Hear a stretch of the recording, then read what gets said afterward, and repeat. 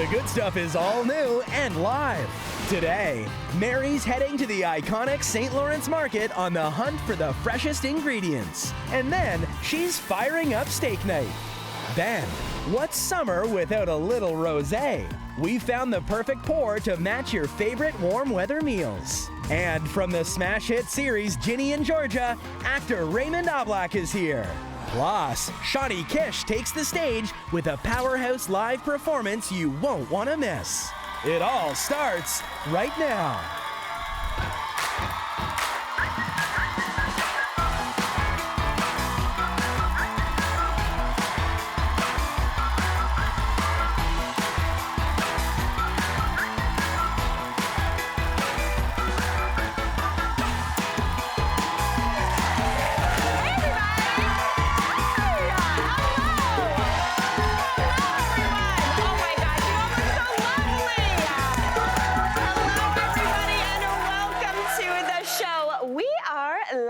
Today and feeling good about it, right? Yes. All right, now when it comes to shopping for fresh ingredients, I love to hit up a farmer's market. And when I was thinking about what to make for you today, I decided to head to one of my favorite spots for a little inspiration. We are here at one of my favorite places in Toronto, the St. Lawrence Market. Now, fun fact about the St. Lawrence Market, it has been here for over 200 years, 208 to be exact. There's over 120 vendors, merchants, food providers, all within these walls. I am very excited about it, and I'm here with no recipe. I don't know what I'm gonna do. Let's go get some inspiration and figure out what we're gonna make on the show.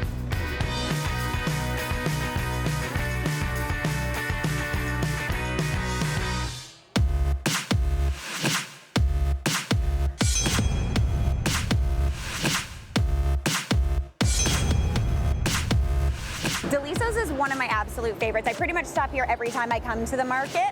They've got everything you need. You can get chicken, you can get pork. Their bacon is amazing. Their ground beef is awesome. I'm feeling steaky though today. Steak is such a great summertime thing. Good for grilling, good for pan searing. You could go bigger with something fancy like these little numbers here. But you know what? I think I'm gonna take a page from my mom, Myra Berg. She always says, if you wanna make dinner easier, just cook one piece of meat. So as opposed to cooking a bunch of individual steaks or burgers, I think I'm gonna go flank steak. 5 or 6 people. Okay. So I feel like that's probably good. Yeah. Yeah. I was sitting beside the judges. Oh, right on. Oh, that's fun. At restaurant more, sorry. Yeah. Oh, I remember that when we were watching. We were super amped to see you. Yeah. We're just chatting, gabbing, you know, like you do with your meat guy. Thanks, man. See you later. Okay.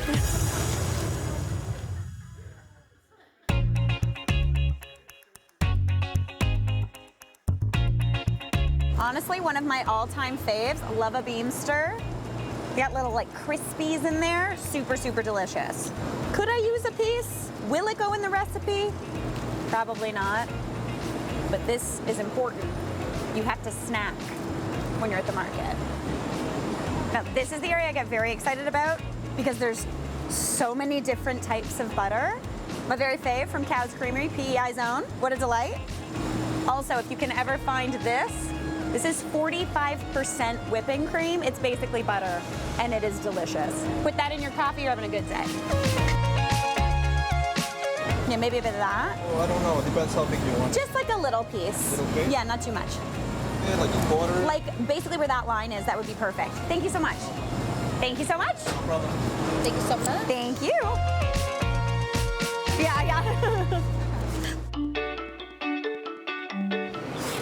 All this shopping sure makes me hungry. It is time for my favorite sandwich. Eggplant sandwich. Everything spicy? Everything spicy.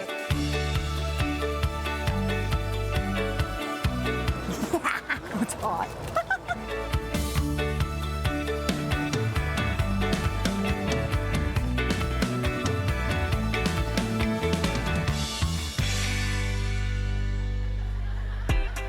My veg place.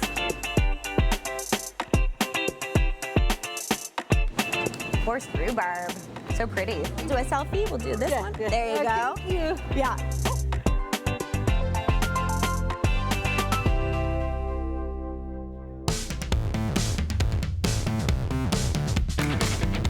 pleasure. Absolutely. Thanks so much.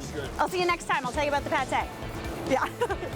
I am feeling super inspired. I've got so many different ingredients. I'm gonna make something definitely delicious, but I don't know what it is yet. Let's get home. I'm gonna get recipe testing and stick around because we'll see what I make in the studio.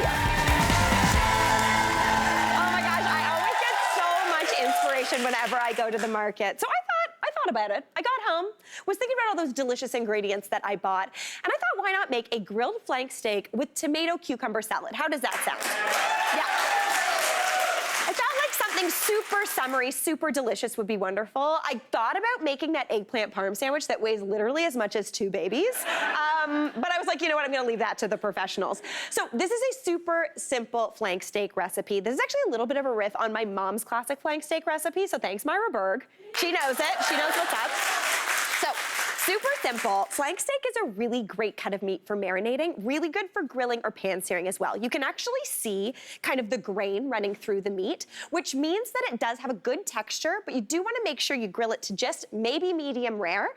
And when you cut it nice and like against the grain. But first up, we're going to get to work on the marinade. So into there, I'm going in with a 1/4 cup of olive oil. It's a very tricky recipe to remember because it's going to be a 1/4 cup of oil, a 1/4 cup of wine, a good little red wine, always tasty, maybe a dry, something like that. Then we're also gonna go in with a 1/4 cup of soy sauce. Maybe if you've been into the wine, you'll still remember this recipe because it's pretty much equal parts everything.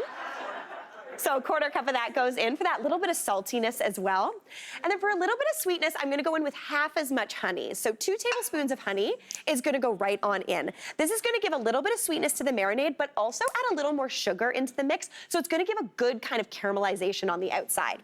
Now into there as well, I'm gonna add in some garlic. Now you always want a good amount of garlic in a marinade in my personal and professional opinion. So we're doing 4 big cloves.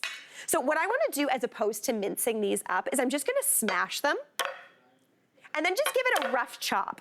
That's going to get all that garlic flavor out of there and into that meat, giving you a really nice garlicky flavor, but it's not going to be so small that it's going to stick on the meat because you don't want that garlic to stick on there while it's grilling because then it'll burn and we don't want burnt garlic. All right, going on in. Season that up with a good generous helping of salt and pepper. All right, and then give that a little bit of a toss just to coat.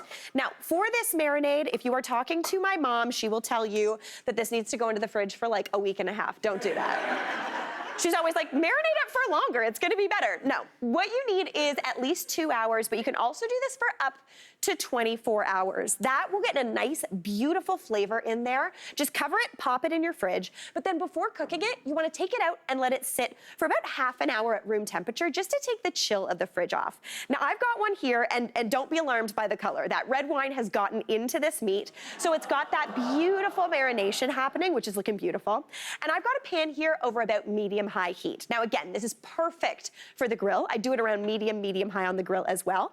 Now, I'm gonna add a little bit of oil onto here, but as opposed to doing this into the pan, I actually like to oil the meat. That gives you the right amount of oil to coat it, but it doesn't give you so much that it starts to spit and make a mess of your kitchen. All right, season that up again with some more salt, a little bit more pepper as well. And then you do this where I pretend it's like a fish and just flop it around a little bit just to get it all coated. Feeling good. All right, now this is gonna go into that hot skillet. That's what you're looking for. That beautiful sear is the sound you are going for. That needs about, I would say, 4 to 6 minutes per side. Now, a lot of times people will tell you when you're cooking flank steak, like 2 minutes, that is gonna give you the bluest steak this side of the Mississippi, and we don't want that. So let it go for about 4 to 6 minutes until it reaches about 130 on the inside. That'll give you a nice medium rare, perfect for eating. All right, while that does its thing, we're gonna get to work on this salad. So I promised you tomatoes and cucumbers, so obviously we're gonna do tomatoes and cucumbers. But before we, yeah, you know what? I'm gonna do tomatoes and cucumbers first. I was gonna make the dressing, but I'm playing fast and loose today. Feeling good? Yeah. All right, so I'm just gonna have some cherry tomatoes and add those on into a bowl. You want anywhere from 2 to 3 cups of cherry tomatoes. Now, it is getting into tomato season, so as we do go that way, big, nice heirloom tomatoes would be absolutely beautiful. But I always write recipes because I'm not sure when you're going to be making them in the year. If you're making this in the middle of winter, cherry tomatoes are always going to be fresh. They're always going to be juicy and delicious. In the middle of January, a Toronto January, with weather not at all like this, you are finding the saddest tomato ever. It is gonna look beautiful, and then you eat it, and it's gonna taste like nothing. So that's why I usually stick with cherry tomatoes, but if you find beautiful, beautiful heirlooms, feel free to add those in as well. So I'm gonna go in with the rest of those tomatoes. Then I'm gonna go in with some cucumber as well. Now, for the cucumber, you can dice it, you can slice it, you can do whatever you're feeling. I'm gonna do a little bit of a slice here. I've also gotten really into smashing cucumbers. If you've ever seen that, I feel like it was viral for a while on the internet. But basically, you get your whole cucumber and a meat mallet or a wooden spoon, and you just kind of whack it. It gives it a really, really nice texture. You could totally do that as well. It allows the dressing to really get into that cucumber. It kind of breaks down the fibers a bit, giving it a little bit more kind of absorbability for that dressing. All right, I'm gonna go into that bowl with that cucumber. And if you didn't have cucumber, it maybe wasn't looking great that day, you could sub this out with green beans, with asparagus, with whatever you're feeling. Now, I also love a little bit of shallot. So I'm gonna thinly slice up some shallot and toss that in as well. Now, if you don't have a shallot, you could easily do this with a red onion. That would work beautifully. But I love a shallot because it's kind of a softer onion flavor. It's almost like if onion and garlic had a baby and then made a shallot. It's a good thing. So just thinly slice that up and add that on in. Now, if you are someone who maybe doesn't like the taste of a raw onion, you could either swap this out with green onion or do what I'm about to do. Add the dressing or the vinegar onto the shallot and let it sit for a minute. That's gonna pull back on that spiciness. So the first thing I'm gonna add in is about 2 tablespoons of some red wine vinegar. You could also do this with lemon, you could do it with apple cider vinegar, but I figured we have red wine in the steak, why not do red wine vinegar here? So 2 tablespoons right on top. And you can see I'm kind of like favoring the shallots there. That's just gonna pull back a little bit of that kind of punchy spiciness, which we don't necessarily want. I'm gonna season that up with some salt, a little bit of pepper, and then I'm gonna go on with the rest of my dressing ingredients. This is just super duper simple. I'm gonna go on with about 2 tablespoons of olive oil. Perfect. And then to bring everything together and give it a really nice kind of emulsification, 2 teaspoons of Dijon mustard just brings everything in. Dijon is one of my favorite things in the world. If you've ever watched this show and seen Andrea Bucket on it, you can guarantee there's gonna be some Dijon mustard in the recipe. Always a good thing. Now, since there's the honey in that marinade as well, I'm gonna go in with a couple teaspoons of honey. I know it seems kind of strange putting honey on cucumbers, but it works really, really well. It's super tasty. So I'm gonna give that a good mix together just to combine. And this salad is one of those ones that gets better the longer it sits, because it's just gonna draw out some of the moisture from those vegetables, kind of intensifying their flavor and giving them that beautiful kind of acidity. All right, now it is summer, and for me, the summer means my herb garden is going banana bones, which is very exciting. So I'm gonna add in really whatever soft or fine herbs you've got growing in your garden. I usually have some basil, tons of chives, maybe some parsley, but if you have things like tarragon, even oregano would work. Those would be really, really nice. Those are what we call fine herbs. Basically, herbs are divided into the fine herb category or the woody herb. Woody herbs are things like thyme and rosemary. Those wouldn't be as great in here because they're a little bit too kind of stiff, and I don't want that. So just going in with those chives, a little bit of parsley, and that basil. Give that a nice chop up. I'm gonna chop them nice and big because this is kind of acting as the salad greens in my recipe. This is the thing. I think in the recipe I call for 4 to 6 tablespoons. Clearly I am not following my own recipe. But when it's herbs, just measure with your heart. Do whatever you want. That's gonna give a ton of flavor. It's absolutely beautiful. See, it kind of acts like the greens. Isn't it beautiful? Super tasty. All right, now into there, we're also going in, obviously, with some of that feta cheese that I bought at the market. You gotta just crumble that right in. But if you wanted to, if you're someone who likes a blue cheese with their steak, a little blue cheese in here would be absolutely beautiful. Or fry up some halloumi, pop that in there. Ooh, that'd be nice. I've got about, I'd say, 1/2 cup to 1 cup of that beautiful feta. Give that a nice mix together. And like, look at how good that salad looks. I am thrilled. All right.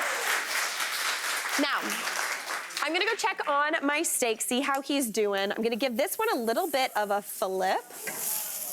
Oh yeah, you got that char. That is absolutely stunning. I'm very excited about that. But while that keeps doing its thing, obviously this is TV and we are live, so we already have one cooked right here, which is a dream.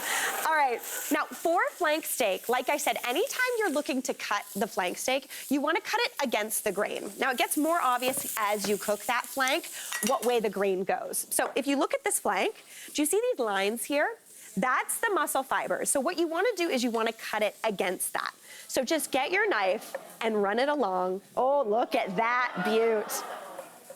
That is a beautiful medium rare flank steak, super nicely cooked. Oh my gosh. So when you're cutting it against the grain, basically what you're doing is making your job of eating much easier because you're cutting through that fiber, cutting through that muscle, making it absolutely beautiful and tender. I'm gonna plate this baby up. Just pop it onto a board. Just make it nice and fanned out, looking absolutely beautiful. And then I'm gonna go on next to that with this wonderful salad. Like, to me, that looks like summer in a bowl. All right, now, real quick, I'm gonna get my friend Alvin back out here to give this a taste. You might remember him from last week. Hey, Alvin, how's it going? I know. For me, anyways. Alvin last week was out here and he was like, he's starting a petition to come taste all the food. We should make a regular 100%, regular occurrence, for sure. I'm gonna give this a shot. Okay, give it a taste, give it a taste. All right, I want to get a little bit of everything. A little everything, yeah, you gotta do it. Okay. A little tomato. Oh yeah. Yeah, a little cucumber. Alvin, Okay, you are. look at that. That is nice. How's it tasting? Oh, wow. Right? Not too shabby. I love it. Right? Another winner. Another winner. You heard it here first. Alvin, thanks so much. We gotta take a break. We'll be right back. That's it, right? Yeah. Up next, from the Smash Hit series Ginny and Georgia, actor Raymond Ablack is here. Stay tuned. Tomorrow, stylist Alexis Haunt is racing the clock with outfit flips so fast, proving that summer style can keep up with your schedule. Then, we've got recipes, party tricks, and smart tech to help you do summer faster and better. Tomorrow is live and all new.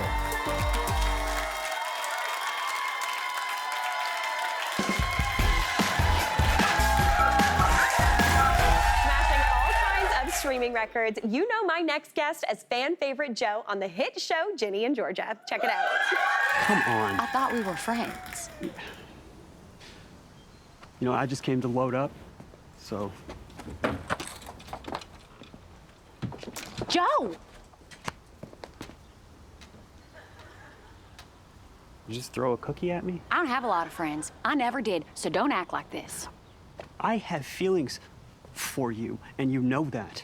And you pretend you don't, like that means nothing. And I am your friend. I went to your wedding. That sucked. I went to your arraignment. That sucked too. I care about you. From Ginny and Georgia, please welcome Toronto's own Raymond Ablack. Hey, how's it going? Have a seat. Yes, I was like, we get to sit. Yeah. How's it going, man? Good. Okay, first off, huge congratulations on the show. No big deal. Just crushing streaming records, no big deal. Just casual. Just casual. Yeah. What can you tell us about season 3? It's great, I think. Yeah. I think it is. Dark, Yeah. darker than I expected, Yeah. and the relationships are just so much more like reinforced. Yeah, yeah. Well, speaking of relationships, your character Joe and Georgia obviously have such a unique love story. What is it that you think fans really kind of grab onto with that relationship? I think it's easy to cheer for an underdog, Yeah. and our whole relationship seems like an underdog feeling because it hasn't been requited just yet. Yeah, yeah, it's true. Oh boy, I feel like we all have maybe experience with that. So I feel like one thing. Okay, so Joe, your character, is the owner of Blue Farm Cafe. Very cool. I personally, because I cook. I know. So when I watch television shows and someone like doesn't have the chops, I see it. But you've got the chops. I've learned. Yes, I learned yes. some jobs. Okay, have you ever had any lessons with anybody? Yes, I did. Okay. So do you know Maddie Matheson? Yeah, yeah, of yeah, The Bear? yeah. I love that The show. best, yeah, right? I think it's So incredible. great. So his chef de cuisine, Kevin Sharondick, at Rizzo's House of Parm, Yeah. he sent Kevin to our studio to teach me like knife skills. No and way. Other kitchen skills. Okay, right on. Rizzo's House of Parm, A+ mozzarella sticks, like the bee's knees, right? Yeah, so good. So did you translate any of those to home? Like, do you like to cook at home? I like to cook at home. Okay. I don't know if I'm any good, but Okay. I like to cook. What do you like to cook? Chicken curry and rice. Okay, is- delicious. Is probably my favorite thing. Yeah? I don't know. I can cook anything. Yeah, right on. That's awesome. I think it's such an interesting thing. The show in general is so fantastic. It's so engaging to watch. But the thing I find really fascinating too is you work with an incredible cast, including your sister. Yeah. What is it like working with your sister, Rebecca? Is that fun? Is it weird? I'm telling you, she's the real talent Yeah. of our family. Yeah. She's so good. She's so funny. When she gets her chance to be here and do her thing, Yeah. you're gonna love it. Yeah. I can't gush enough about Beck. Oh my gosh, that's amazing. And she's like a few years younger than you, right? Yeah. Yeah. Oh my gosh. years. That's so nice. Now, you are, in general, no stranger to smash hits, Ginny and Georgia, but you starred as Simba in the first edition of The Lion King here in Toronto. So do you still do a lot of singing in your day-to-day life, or? Yeah. I think in the shower, in the car. Yeah, yeah. Oh, I sound amazing in the shower Oh, and in list. Yeah. The acoustics. Yeah. Wow, something's happening. Totally. That's so cool. Like, you've done so many different things in your life, and now you're training. I like the fact that you're kind of pseudo training to be a TV chef like me, so Yeah. I feel really good about that. Oh, but you're the real Oh, deal. thank you very much. Oh my gosh, Raymond, you're an excellent human person. Well, seeing as Ginny and Georgia are a kind of mother-daughter power duo, would you be game to play a little mother-daughter power duo name 'em up? Which is what I'm going to call this game. Basically, it's like I'm going to show you some mother-daughter duos, and you have to tell me what they're from. Oh gosh. Okay. You ready? Okay, let's do it. Let's do the first one, shall we? Who's that? What is that from? It's Gilmore Girls. Yeah, it is. Nicely done. Nicely done. Okay, we're 1 for 1. Let's see the next one. Ooh, this one's trickier. Is this The Devil Wears Prada? No. I don't know. It's Mamma Mia. Oh. A+. Pierce Brosnan sings in it. It's very not great. It's amazing. And let's see the third one. Freaky Friday. Yeah, 2 for 3. I'm feeling good. 2 out of 3 ain't bad. Honestly, Raymond, huge congratulations again on Thank the you. 3rd season. It was an absolute delight chatting with you. Thanks for being here. Pleasure. We gotta take a quick break, and we will be right back. Thank you so much. This is so nice. Coming up, what's summer without a little rosé? We found the perfect pour to match your favorite warm weather meals. That's coming up.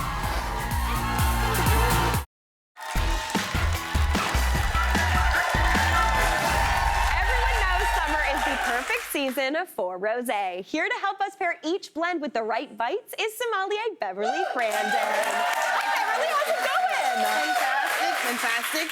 You know, people do say, oh, it's rosé season. I think you can drink rosé all year long. I agree, Beverly. Yes. But what I will give those folks, and there's something about when you get on the patio and it's warm, you're like, I would love a glass of rosé. So I get it. I do get it. Yes. So today we're gonna run through a bunch of different rosés because rosé is made in many different ways. Yeah. And we'll go through that as we touch these wines. We're gonna start with a sparkling rosé, then we're gonna go to the Provençal style Ooh, rosé, which is okay. the quintessential. Then we're gonna go to a rosé that's made a bit of a different method called the Sagny method, which Okay. people probably don't know. Yeah. And then we're gonna go on to a rosé that's been macerated with its skins for a long time, so it's got more tannins, more brooding, more structure. Interesting. See, Yeah. this is the thing. Rosé, I feel like I didn't realize how many different ways there was to make it. Yes. Okay, so let's start off over here with the bubbly rosé. Of course. Every tasting has to start with sparkling wine. Yeah. So I love a sparkling rosé for many different reasons. It looks so festive in the glass. It's more than just a pretty pour, though, because sparkling wine is naturally high in acid. Okay. Right? And so you've also got the acid and the texture here. So here what we're doing is we're taking this Coup Rosé, Rosalie, sorry, it's a rosé wine made from Pinot Noir, and we're pairing that with a soft cheese. Okay. My goal is to take that acidity and the texture from the mousse and have that make this cheese even more creamier on the palate. Oh. It's delicious. So this is made 100% from Pinot Noir, so you get the red berries that you would expect from Pinot Noir, as well as peppery notes, right? That is nice. Yeah. Now, you said the word mousse. Does that mean the bubbles? The bubbles, What? yeah. If you're like a wine geek, you say mousse. Oh, I love this. I'm bringing this up next time I go to a wine tasting. Everyone's gonna be like, Mary, you're so cultured and smart. This is delicious. And the nose is fantastic too. Like a lot of white florals on there. Ooh. Just delicious and great acidity. This is fantastic. And studio audience, just in case you're craving some of this, thanks to Q Vineyards, you're all going home with a bottle of their Rosalie Pinot Noir sparkling wine. We love it. All right. So moving from sparkling into that classic Provençal. Correct. So now we're in Provence, and we can't talk about rosé without doing one of these. And this is La Thérèse de Saint-Louis, and this wine is a blend of Cinsault, Grenache, and Syrah. So your typical Provençal type grapes that you would find, it's going to be typical. It's going to be light florals, light fruit on the palate, but really quaffable. Like you could be like, oh, this is a danger danger wine. Danger wine. But I thought we would do like the classic pairing of smoked salmon and capers to have that salt together. Ooh, everybody like that. Yeah. And what's also interesting too, you know, I'm all about acidity on things, and you know this too, right? Being, you know, master chef. But the acidity in this with that smoked salmon is going to break down that texture as well. It's going to be a great wine. This is fantastic. This is, you're right. This is crushable, is what I would call that for sure. That is absolutely fantastic. And like you were saying, with the saltiness, with the capers cutting through, ooh, yummy. Okay, that's good. Yeah. That's a nice one. That's a nice one. Okay, now, next up, we've got one. I like how we're moving kind of like palest into more pinky. What's going on here? So this is something from Italy. It is a little darker than your Provençal, but this one is made from the Shawnee method. Okay. And that means when I'm making my red wine, I'm going to take off a bit of juice from the fermentation that's pink because I want my red wine to have more tannins, more structure. Okay. So that's how this is made. So this was a runoff from a red wine. Oh, interesting. This is a Lafroig Rondon. What you're gonna find with wines made in the Shawnee method, rosé wines made this way, is that they're going to have more phenolics because they spent more time with their skin. People are trying to make a red wine. And so what I'm looking for here, again, a lovely, juicy wine. You're gonna enjoy this a lot. But I wanted to make a congruent pairing with the cucumber skins here and have like more phenolics in this wine. I feel like that's going to be a real wonderful pairing. Now, you get, what is the word? The Saunier. No, the Fernales? Oh, phenolics. Phenolics. Yeah. What does that taste like? So that's like tannins. So phenolic bitterness. Yeah, exactly. I got another word. Guys, I'm nailing it. Yeah. Oh, that is not, you know what, with the cucumber skin? Oh my gosh, yes, this is fantastic. Okay, see, and also I was just talking about smashed cucumbers. There's some smashed cucumbers for you. There you go. All right, last but not least, we have got some familiar looking steak over here. Different topic. You made it. What's going on here? Okay, so listen, this is a rosé from Black Bank Hill. And so the grape must, so the inside of the pulp, stayed with the skins for 48 hours. Oh, wow, and hence why you have this color. Usually for rosé wine, you're looking at 12 hours or you know, less than 24 hours with the skins. But this is 2 days with skins. And this was done intentionally by this winemaker because they wanted to make a rosé that is great for your red wine drinkers, but one that's also acceptable to you white wine drinkers. And this is it. This wine is delicious. I had this just yesterday. But I decided to show something so you can have a steak and rosé. You know, you could put this together with that. And this is a blend of Cabernet Franc and Cabernet Sauvignon, which are grapes we know very well, especially Cabernet Sauvignon if you're having a steak. So this is a delightful, delightful wine. Here you're gonna get some great minerality. You get like ripe strawberry. You get that lovely tangerine. So there's great citrus in there. All with the herbal notes because of the grapes that we're using. Oh my gosh, this is absolutely stunning. Let's give this one a, okay, smell it up. Yeah, and I'm gonna sip. Oh, I'm gonna sip. Okay, Beverly's gonna sip too now. We're at the end. Beverly's done. My work is done. That's delightful. Nice, right? It is really good. Oh my gosh, that is fantastic. I can understand why you drank that yesterday. Very nice on a hot day like today. Beverly, thank you so much. This was absolutely fantastic. Rosé for anything you're eating. We gotta take a quick break. We'll be right back. That was so good. That was awesome. Thank you so much. This one is really nice.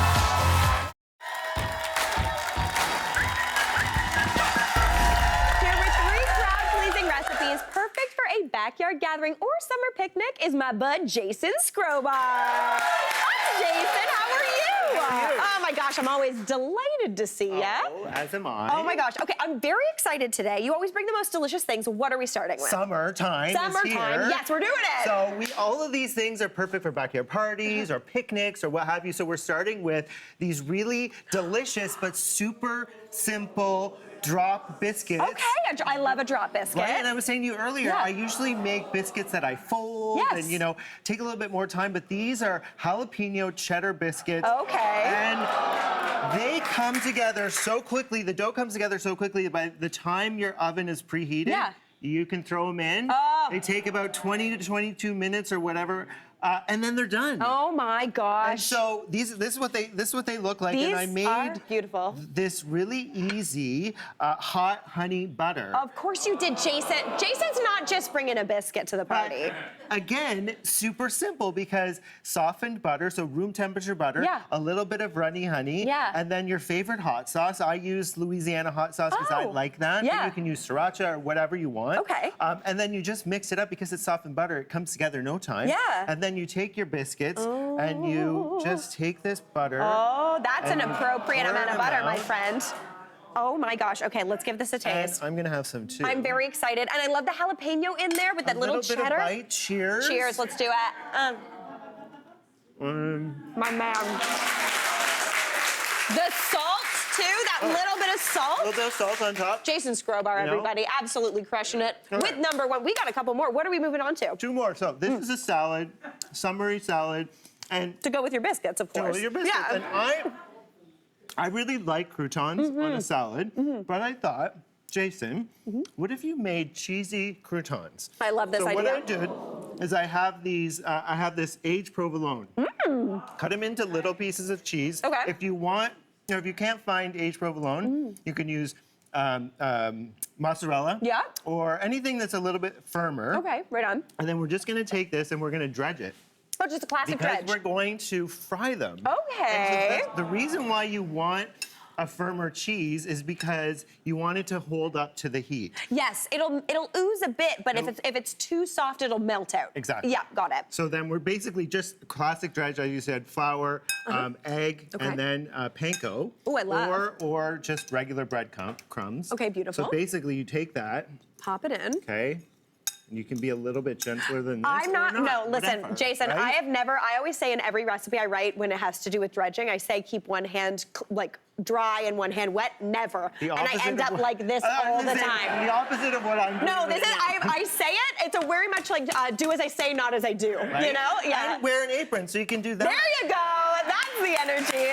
Okay, so you get those nice So you and fried. take them and you got a nice little bit of olive oil, hot pan, Yeah. you put them in, and then this is what you get. These beautiful, Come on. they look like croutons. They look like croutons, but when they're you take a cheese. bite, it's like fried cheese. I mean, There's just fried cheese. so Oh my good. gosh, that's so so you good. basically take this, and I've got this really beautiful salad. Oh my gosh. All the things from your backyard garden or your farmer's market, and then I've got a citrus vinaigrette here. Beautiful. And you're just gonna pour this over top Oh my gosh. and bring this to the table with the biscuits. That's all And you everybody's need. done. I was gonna say, you need a rosé from Beverly and you're good to go. Oh, this is good. I love this.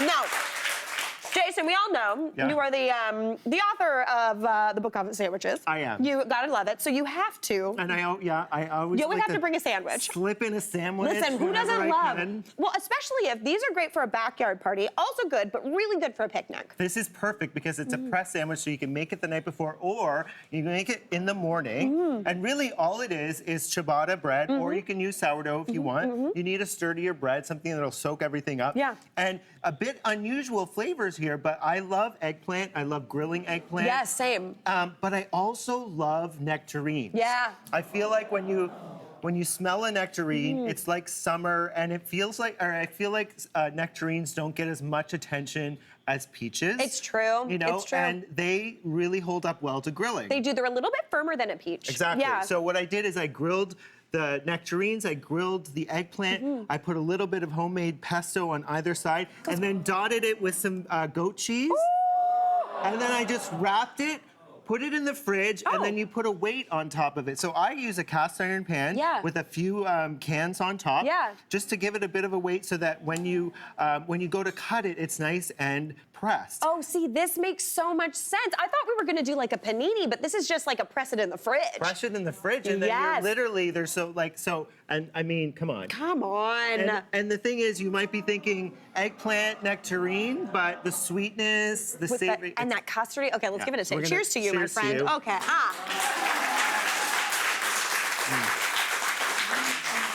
That is a good sandwich. Sandwich, right? That's a good sandwich. And it's not even in the book, so maybe I should write a second cookbook. There you go. Another sandwich cookbook. Jason Skrobar, everybody, thank you so much. We got to take a break, but we will be right back.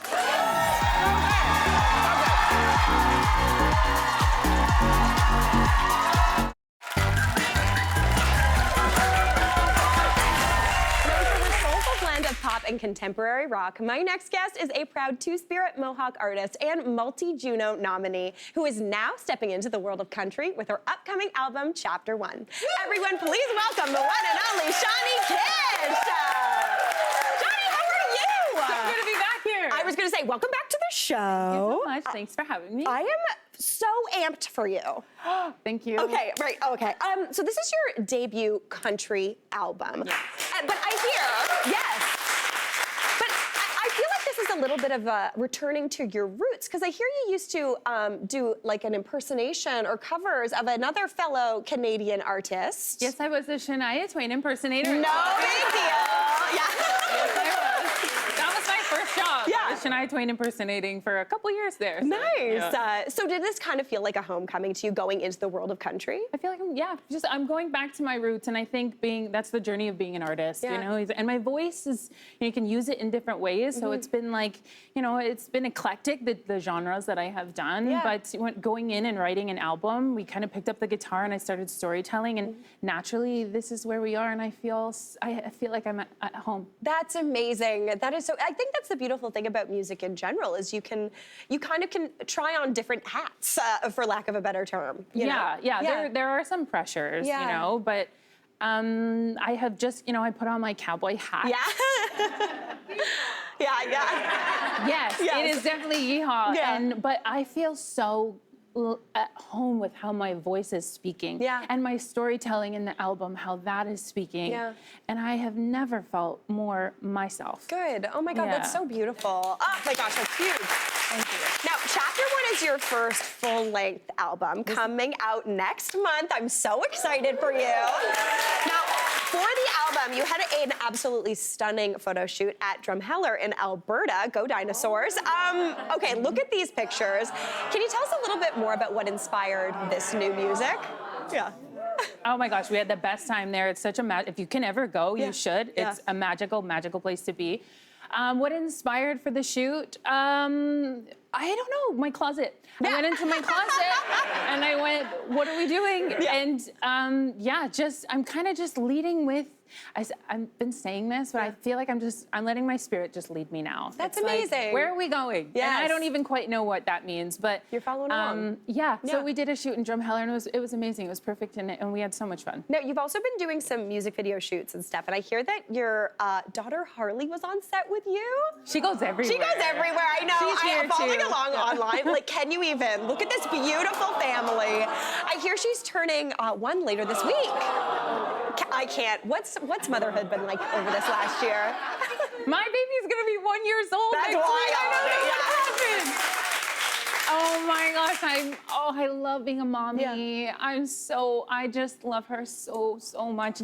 She's so sassy and perfect, and her little duck lips when she does, and all her little impersonations, she's incredible. She sings. Yeah. I have some hopes that so my wife is an athlete, and so she's like, no, she's gonna be an athlete. I'm like, no, right I can hear her singing and her rhythm. Listen, why not both? Singing athlete. Yeah. I love this. It could happen. It could happen. That is the thing. I think there's like dancing soccer players or something. I saw on TikTok. I think it works. We're gonna make it a thing. 100%. Harley's gonna do it. Now later or after the break, you're gonna be performing your newest single, Tequila Knows Me. We gotta ask. What is your drink of choice? Is it a tequila drink or? Listen, your girl on a good day in the right time and place. If you know me, you know that I like my tequila. Nice. A nicely done margarita, which I feel like you could probably do Listen, really well. I do a mean margarita. I'm not gonna lie. I feel like that's accurate. I feel like that's very accurate. Yeah, I like tequila, and I feel like tequila knows me, and I know tequila. Yes. I feel like I could know more about tequila, but we'll get there. We're gonna get there. It's a relationship. Yes. We're growing. It's a thing. Yeah, for sure. Now, really quickly, I heard this song came together in just under 10 minutes. It did. How does that happen? That is bananas. That's the first time that's ever happened for me, because normally it's like, how are we saying it? Where are we going? What are we doing? But I was going into studio, and I thought, oh man, I'm gonna drink a tequila tonight. That's what's gonna happen. And I thought, man, tequila really knows me. And I thought, that's what we're gonna do today. And I walked in and we picked up the guitar, and 10 minutes later, tequila knows me better than I know myself. So. I love it. Well, Shawnee, you're gonna be performing Tequila Knows Me when we come back. Don't miss it. Stick around. That's so funny.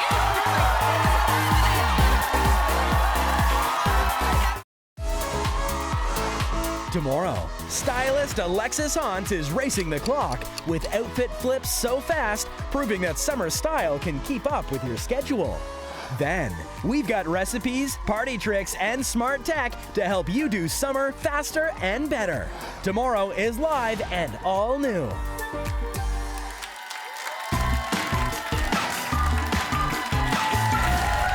us out with her new single, Tequila Knows Me. Give it up for Shawnee Kish.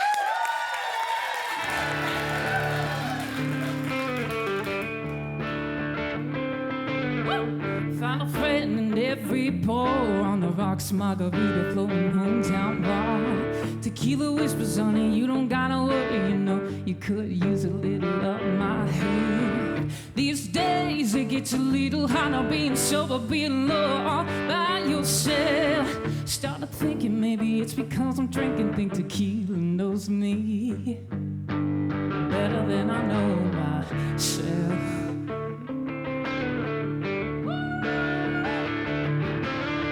Can't lie, yeah, it hasn't been easy, pour a double Patron, cause it's making me dance. It's been a ride, child, all my whole life. Hit me hot and heavy, smooth gold in my hand. Tequila said it best, babe, here we go again. I'm thinking that tequila's been my only friend. Wait, I'm starting to thinking maybe it's because I'm drinking, think tequila knows me better than I know myself. I've been lost, but now I'm fine. Well, I feel it every time I drink you down. Bottoms up, another one down. Gonna go now till the bar runs out. Yeah. Bottoms up, another one down. We're gonna run real wild till we run this town. Bottoms up, another one down. Gonna go now till the bar runs out. Yeah. I started thinking maybe it's because I'm drinking, think tequila knows me better than I know myself. You guys are singing. I sip it slowly and she's choosing my soul. Shooting back another brother, watch me go. I'm a bar stool preacher, baby. It's nice to meet you. Let me take you for a ride on the open road. Some days can hurt like hell. Keep a little courage up on the top shelf. Well, I started thinking maybe it's because I'm drinking, think tequila knows me better than I know myself. Yeah, I might have been lost, but now I'm found, and I can feel it every time I drink you down. Bottoms up, another one down. Gonna go now till the bar runs out. Yeah. Bottoms up, another one down. We're gonna run real wild till we run this town. Bottoms up, another one down. Gonna go now till the bar runs out. Yeah. I started thinking maybe it's because I'm drinking, think tequila knows me better than I know